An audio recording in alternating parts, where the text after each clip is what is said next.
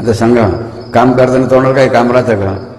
मुखाने काय करायचं, मनात ज्याला मौन आहे त्यांनी मनात काय करायचं, जप करायला आपल्या मंत्राचा. आणि ज्यांना मौन नाही ते काय करू शकतात, मोठ्याने ते जप करू शकतात समुदाय ठिकाणी. अशा रीतीने बघा आपण म्हणतो एका घावामध्ये दोन पक्षी की, म्हणजे एकाच वेळेला दोन प्रकारचा लाभ श्रमदानाच्या माध्यमातून होऊ शकतो. नवे जसं म्हणतात, नाम घेता वाट चाले यज्ञ पाऊला पावले. जर नामस्वर करताना आपण जर गुरुची वाट चाललो बरं का, तीर्थयात्रेची वाट चालली तर काय म्हणले, नाम घेता वाट चाले यज्ञ पाऊला पावले. म्हणजे प्रत्येक पावलाला यज्ञाचं पुण्य बघा केव्हा प्राप्त होऊ शकतं, नामस्वर बघा केल्याने.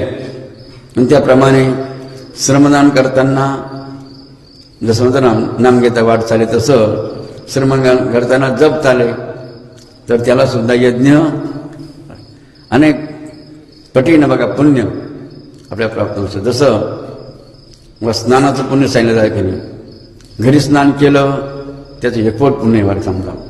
तेच स्नान कुठे केलं आपण, विहिरीवर केलं त्याचं दुप्पट पुण्य. ते स्नान आपण एखाद्या तळ्यावर केलं चौपट पुण्य. त्याच्यापेक्षा किंवा आपण एखाद्या नदीवर केलं त्याचं पाचपट पुण्य.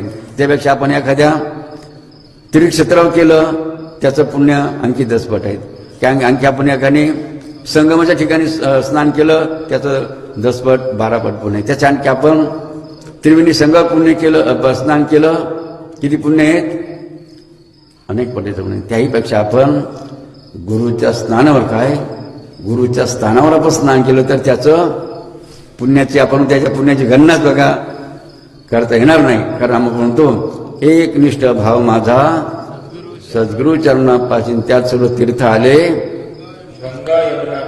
म्हणून इथं जर स्नान केलं बाबांच्या आश्रममध्ये तर सर्व तीर्थामध्ये स्नान केलं पुण्य. लक्षात द्या बरं का, आश्रमामध्ये म्हणजे बघा दररोज तुम्हाला की पुण्य होऊन राहिल्यावर का अनेक माध्यमातून.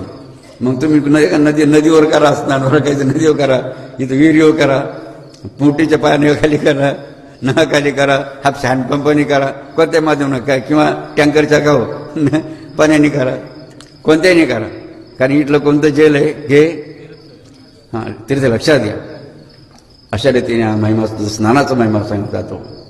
त्याप्रमाणे जसं जपाचा महिमा सांगितला जातो, जप जसं आपण मोठ्याने केला त्यात एकपट पुण्य, त्याच्या दुप्पट पुण्य तसं आपण काय केलं, डोळे झाकून केला त्याच्यापैकी डबल त्याच्यापैकी 10 पट पुण्य किती आहेत, कशामध्ये आहेत, मनामध्ये केला, नंतर ध्यानामध्ये केला. लक्षात द्या, जो जास्तीत जास्त बघा पुण्य जसं ध्यानामध्ये जप केल्याने होत असतं.